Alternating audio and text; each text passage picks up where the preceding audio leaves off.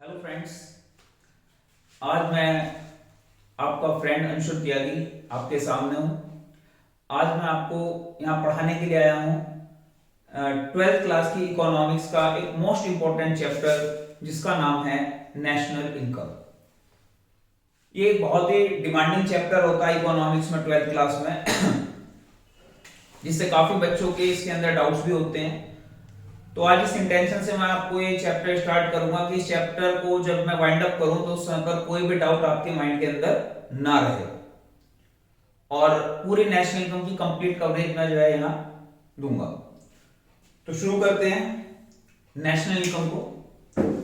देखिए, सबसे पहले यहाँ पे हम पढ़ेंगे नेशनल इनकम होती क्या है, नेशनल इनकम का मतलब क्या है। तो मैं सबसे पहले इसकी डेफिनेशन आपके सामने बोलूंगा, आप मेरे साथ साथ रिपीट करेंगे, मैं लिखूंगा भी यहां पर कि नेशनल इनकम क्या है। नेशनल इनकम इज द, चलो पहले मैं बोल देता हूं, national income is the monetary value. National income क्या है? Monetary value. National income is the monetary value. तो नेशनल इनकम मॉनेटरी वैल्यू है किस चीज की? Of all the final goods and services. Of all the final goods and services. तो national income monetary value है किस चीज की? मॉनेटरी वैल्यू है of all the final goods and services जो किसने प्रोड्यूस की हो? Produced by the normal residents.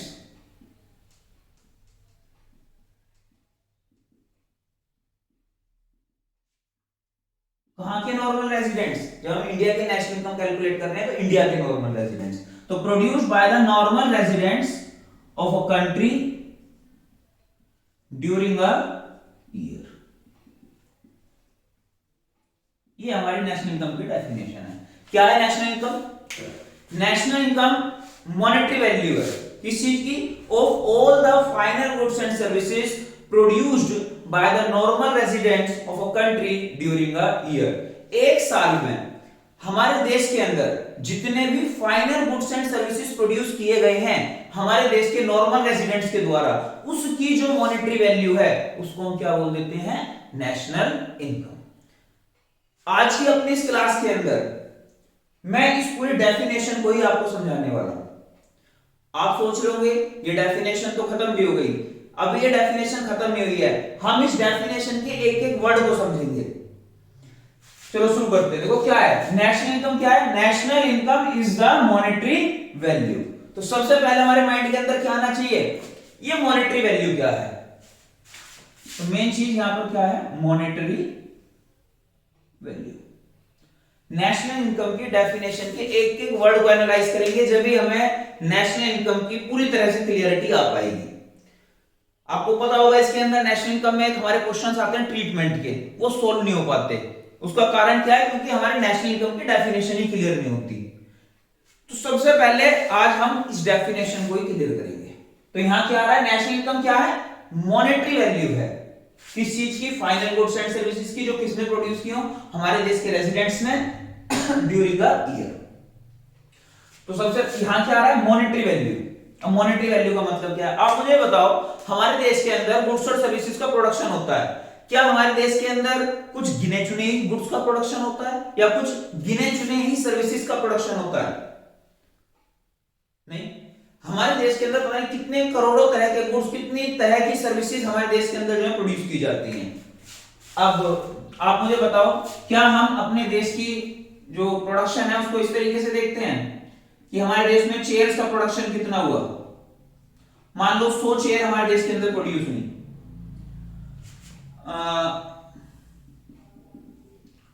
20 mobile produce हुए,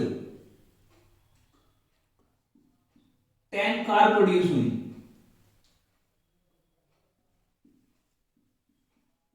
100 लैपटॉप प्रोड्यूस हुए।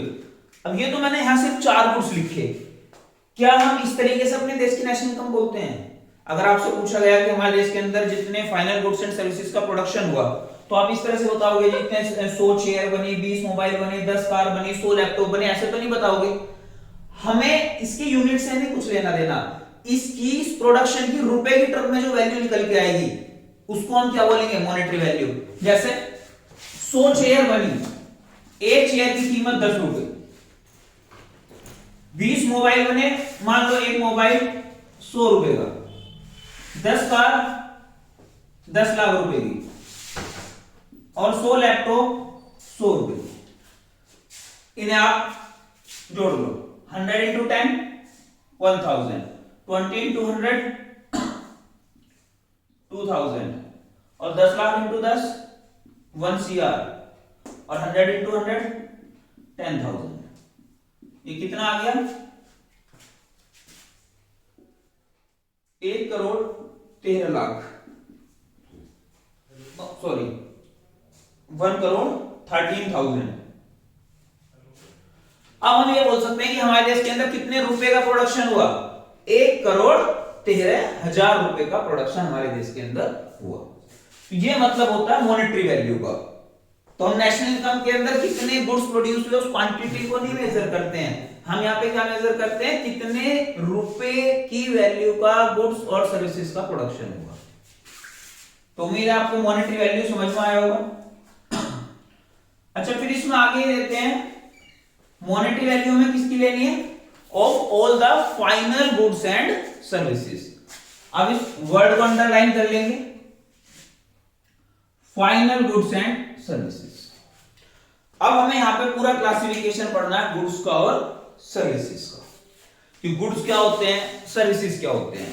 देखो, सबसे पहले मैं आपको गुड्स का और सर्विसेज का एक बेसिक सा डिफरेंस बता दूं। 2-3 डिफरेंस हमें गुड्स के और सर्विसेज के पता होने चाहिए। क्या? सबसे पहला, गुड्स का नेचर क्या होता है?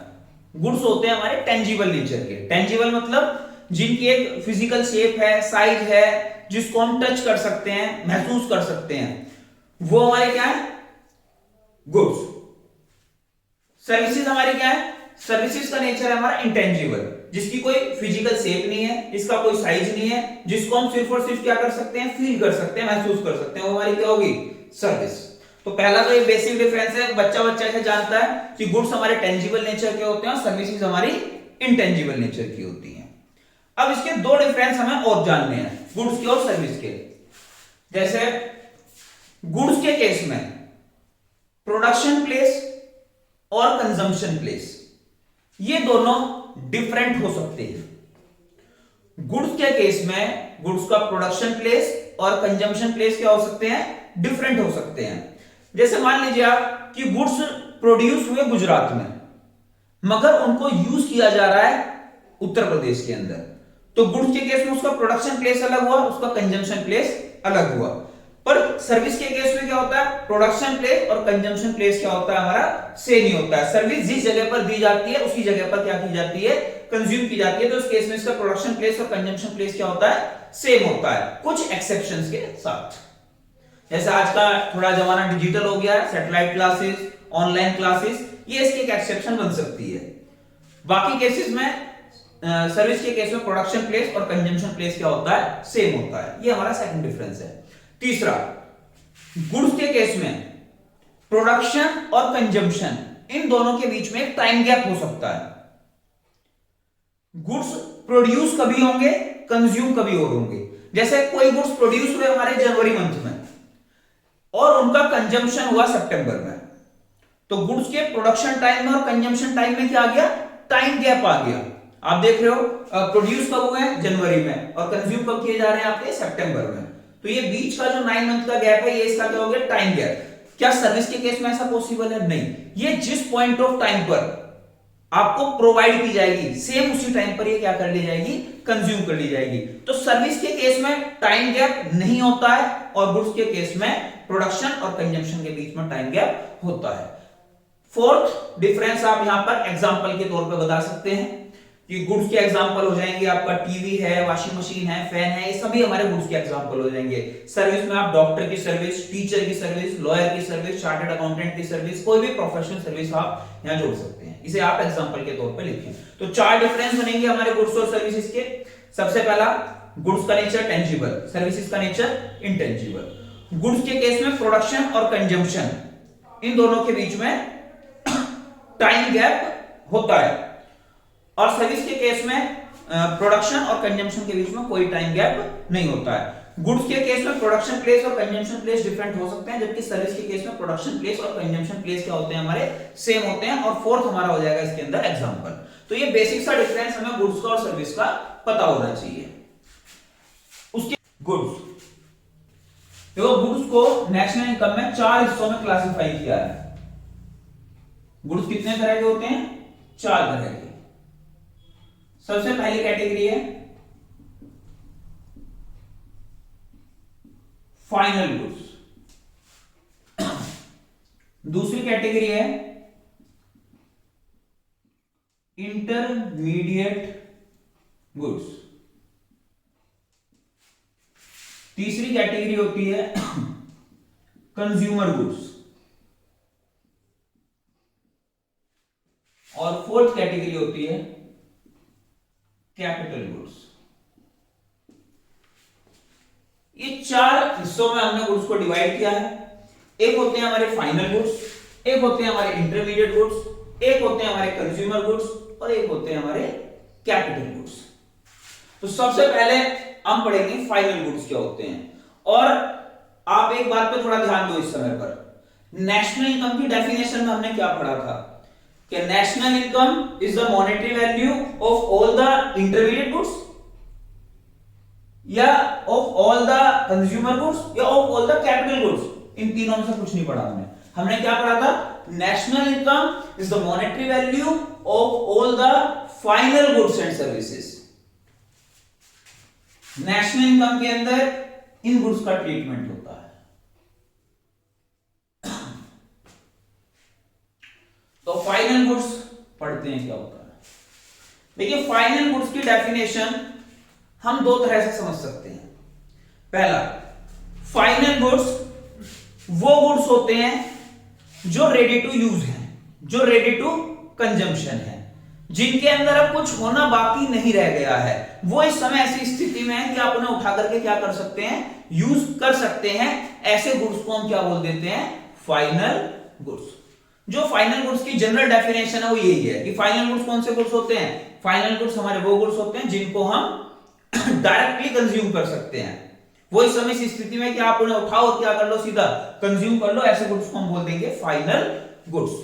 या एक डेफिनेशन इसकी और आती है, आप एक चीज और बोल सकते हैं कि फाइनल गुड्स हमारे वो गुड्स होते हैं जिन्होंने प्रोडक्शन बाउंड्री को क्रॉस कर दिया है। तो final goods are those goods which cross the production boundary. जिन गुड्स ने प्रोडक्शन बाउंड्री को क्रॉस कर दिया वो हमारे कौन से गुड्स होंगे? Final goods.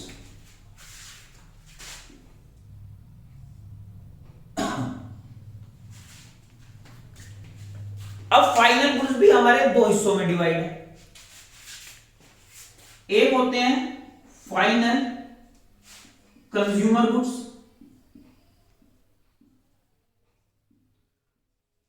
और एक होते हैं हमारे फाइनल प्रोड्यूसर गुड्स।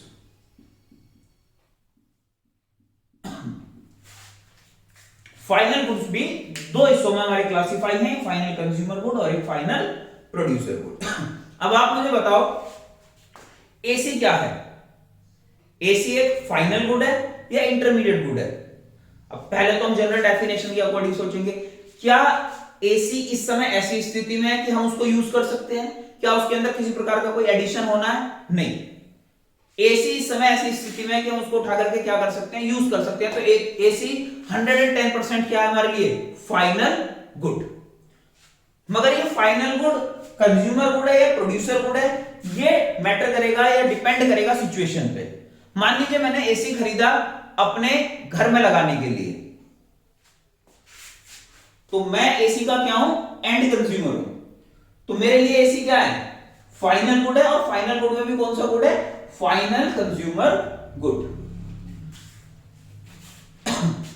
दूसरा एग्जांपल, मान लीजिए मैं इस बार एसी जो खरीद के लेके आया वो अपने घर के लिए लेके आया। इस बार हमने एसी खरीदा है अपने इंस्टीट्यूट के लिए। क्या इस बात में फर्क है कुछ? मैं एसी एक बार अपने घर के लिए अपने पर्सनल यूज में खरीद के लेके आ रहा हूं और एक बार मैं एसी अपने इंस्टीट्यूट के लेके आ रहा हूं। क्या इन दोनों में कोई डिफरेंस आपको नजर आ रहा है? दोनों केस में एसी ही परचेज किया जा रहा है, पर पहले केस में मैं एसी अपने पर्सनल पर्पस के लिए परचेज कर रहा हूं और दूसरे केस में मैं एसी अपने बिजनेस पर्पस के लिए परचेज कर रहा हूं।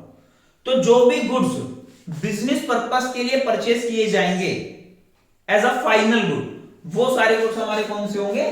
Final producer good. अगर कोई एसी मैं अपने घर के लिए खरीद रहा हूं तो वो फाइनल कंज्यूमर गुड है, और यदि यही एसी मैं अपने बिजनेस के लिए खरीद रहा हूं तो ये कौन सा गुड है? फाइनल प्रोड्यूसर गुड है। जो पैसा हम अपने फाइनल कंज्यूमर गुड्स पे स्पेंड करते हैं उसको हम बोलते हैं कंजम्पशन एक्सपेंडिचर, और जो पैसा हम फाइनल प्रोड्यूसर गुड्स पे खर्च करते हैं उसको हम बोलते हैं इन्वेस्टमेंट।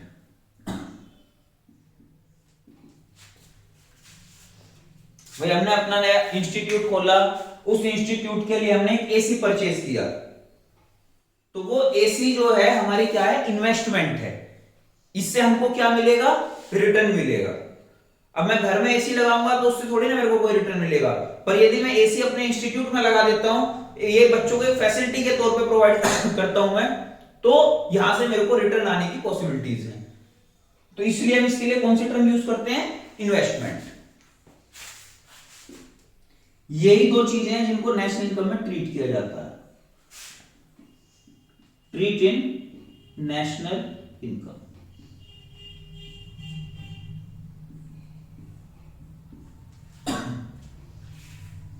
इसके बाद नेक्स्ट है हमारा इंटरमीडिएट गुड्स।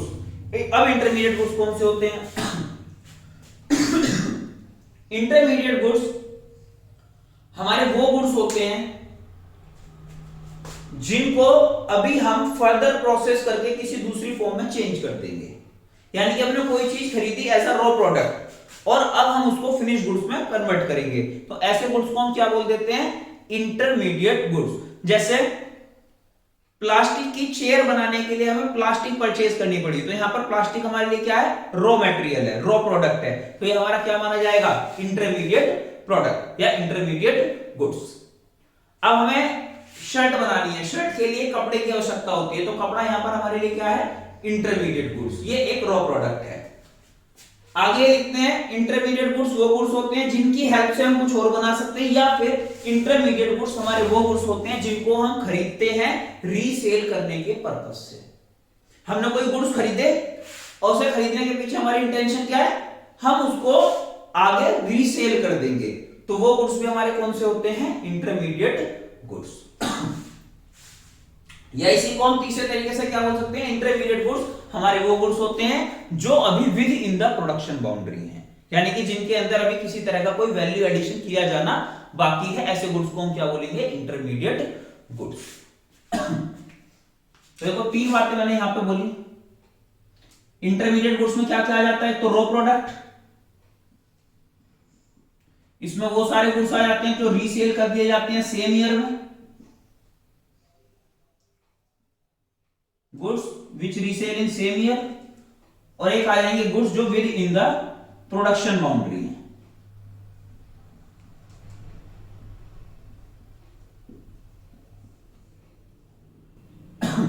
ऐसे गुड्स को हम क्या बोलेंगे? Intermediate goods. अब आप मुझे बताएं एसी हमारा कौन से केस में फाइनल गुड बनेगा, कौन से केस में इंटरमीडिएट गुड बनेगा, कब ये हमारा फाइनल प्रोड्यूसर गुड बनेगा, कब ये एसी हमारा फाइनल कंज्यूमर गुड बनेगा।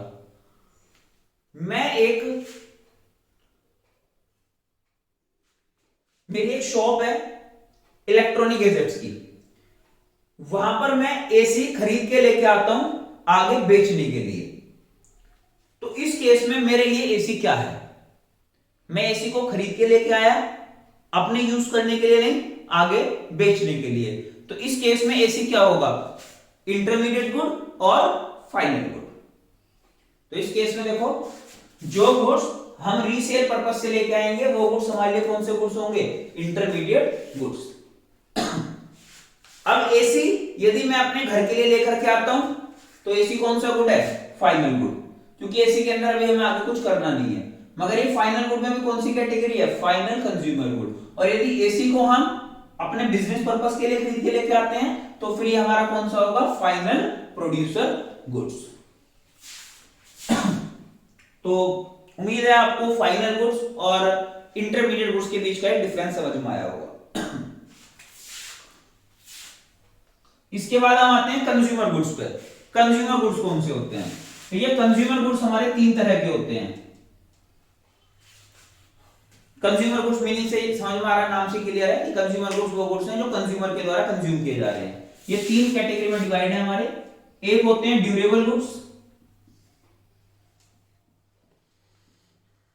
अब ड्यूरेबल गुड्स कौन से होते हैं, ड्यूरेबल गुड्स हमारे वो गुड्स होते हैं जिन पर हम पैसा आज खर्च करेंगे मगर ये गुड्स हमारी वांट्स को काफी लंबे समय तक सेटिस्फाई कर सकते हैं। ऐसे गुड्स को हम कौन से गुड्स बोलते हैं, ड्यूरेबल गुड्स। दोबारा सुने, कंज्यूमर गुड्स हमारे वो गुड्स होते हैं जिन्हें कंज्यूमर परचेज करता है कंज्यूम करने के लिए। ये तीन हिस्सों में डिवाइड है, जिसमें पहली कैटेगरी हमारी क्या है, ड्यूरेबल गुड्स की। तो ड्यूरेबल गुड्स हमारे वो गुड्स होते हैं जिन पर हम पैसा आज खर्च करते हैं मगर ये गुड्स हमारी जरूरतों को काफी लंबे समय तक सेटिस्फाई करते हैं। ऐसे गुड्स को हम ड्यूरेबल गुड्स बोलते हैं। जैसे एग्जांपल के तौर पे हम घर के लिए एक फ्रिज खरीद के लेके आए। अब फ्रिज हमने खरीदा था 2012 में और अब क्या चल रहा है, 2022। तो फ्रिज हमारी जरूरतों को पिछले 10 साल से सेटिस्फाई कर रहा है और आने वाले टाइम में भी करता रहेगा। तो फ्रिज हमारे लिए क्या है, ड्यूरेबल गुड्स। आपके घर के अंदर वॉशिंग मशीन है, मान लीजिए 2015 में खरीदी गई थी, आज तक चल रही है और आगे भी चलती रहेगी। तो ये कौन से गुड्स है, हमारे ड्यूरेबल गुड्स। हमारे रूम के अंदर फैन लगा हुआ है, काफी टाइम से लगा हुआ है, आज भी हमारी वांट को क्या कर रहा है, सेटिस्फाई कर रहा है। तो जो गुड्स हमारी वांट्स को लंबे समय तक सेटिस्फाई करने की कैपेबिलिटी रखते हैं वो सभी गुड्स हमारे कौन से गुड्स होते हैं, ड्यूरेबल गुड्स। दूसरे नंबर पर आता है हमारा नॉन ड्यूरेबल गुड्स। अब नॉन ड्यूरेबल गुड्स कौन से होते हैं, नॉन ड्यूरेबल गुड्स हमारे वो गुड्स होते हैं जिनको हम एक सिंगल एक्ट ऑफ कंजम्पशन में कंज्यूम कर लेते हैं। यानी कि ऐसे गुड्स जिन्होंने सिंगल एक्ट ऑफ कंजम्पशन में अपनी आइडेंटिटी ही लूज कर दी, ऐसे गुड्स को हम क्या बोल देंगे, नॉन ड्यूरेबल गुड्स। मान लीजिए आप मार्केट से कोई फ्रूट्स परचेज करके लेके आए, आप 1 kg एप्पल परचेज करके लेके आए, आपने वो उठाए और आप उन्हें खा गए। अब आप उन्हें खा चुके हो, अब उनकी आइडेंटिटी क्या हो चुकी है, लूज हो चुकी है। अब वो आपकी जरूरतों को काफी लंबे समय तक सेटिस्फाई नहीं कर पाएंगे।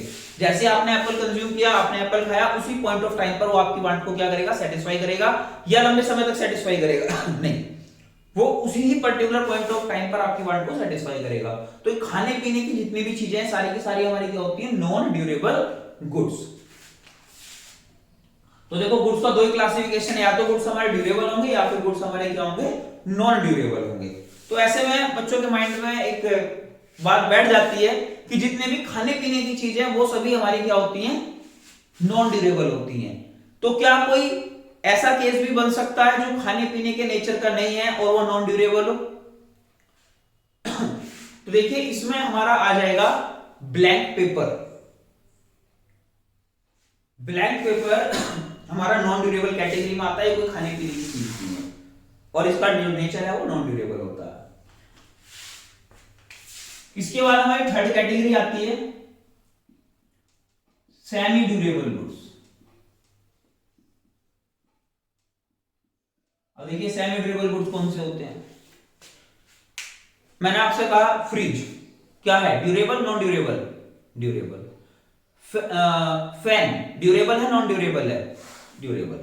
मैंने कहा आपसे Apple non durable, milk non durable, guava non durable. अब मैं आपसे बोल रहा हूं सोप, साबुन, ये क्या है, ड्यूरेबल है नॉन ड्यूरेबल है? तो यहां पर माइंड कंफ्यूज होता है। यहां पर कुछ बच्चे कहेंगे ये ड्यूरेबल है, कुछ बच्चे कहेंगे ये नॉन ड्यूरेबल है। जैसे माचिस ड्यूरेबल भी हो सकती है, नॉन ड्यूरेबल भी हो सकती है। डिपेंड करेगा हम इसे कंज्यूम किस तरह से कर रहे हैं, यूज किस तरीके से कर रहे हैं। हमारे कपड़े ड्यूरेबल है, नॉन ड्यूरेबल है। तो कुछ गुड्स इस तरह के हैं हमारे जो हमारे माइंड को कंफ्यूज करते हैं कि हम ड्यूरेबल की कैटेगरी में रखें या नॉन ड्यूरेबल की कैटेगरी में रखें। अब जैसे कोई आदमी बोल रहा है कि मैं तो कपड़े एक बार पहनने के बाद दोबारा नहीं पहनता, तो मेरे लिए तो ये नॉन ड्यूरेबल है। एक बोल रहा है कि मैं तो 8-10 साल पहन लेता हूं, तो उसके लिए ड्यूरेबल है।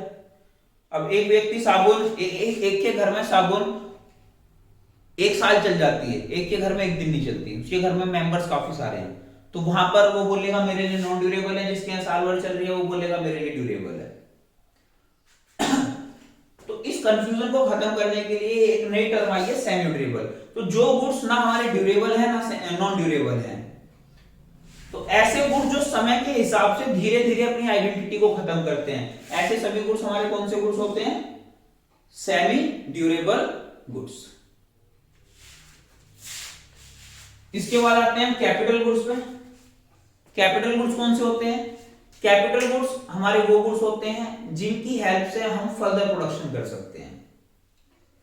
जैसे फॉर एग्जांपल मशीनरी, हम मशीनरी परचेज करके लाते हैं और उस मशीनरी से हम और गुड्स प्रोड्यूस कर पाते हैं, तो ऐसे गुड्स को हम क्या बोलेंगे? यहाँ कैपिटल गुड्स।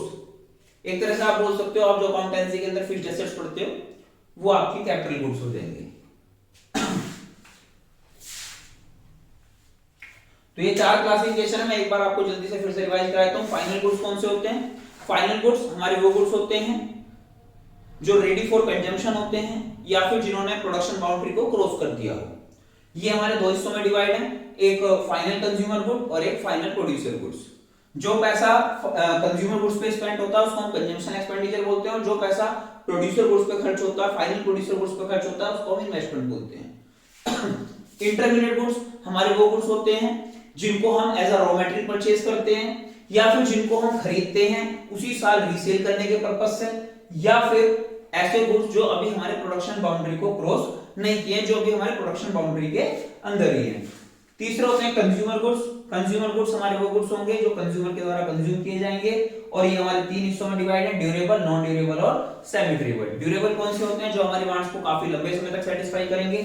नॉन ड्यूरेबल कौन से होते हैं? जो हमारी वांट्स को एक सिंगल एक्ट ऑफ कंजम्पशन में ही सेटिस्फाई करेंगे, यानी कि ये सिंगल एक्ट ऑफ कंजम्पशन में अपनी आइडेंटिटी को लूज कर देंगे। सेमी ड्यूरेबल कौन से होते हैं?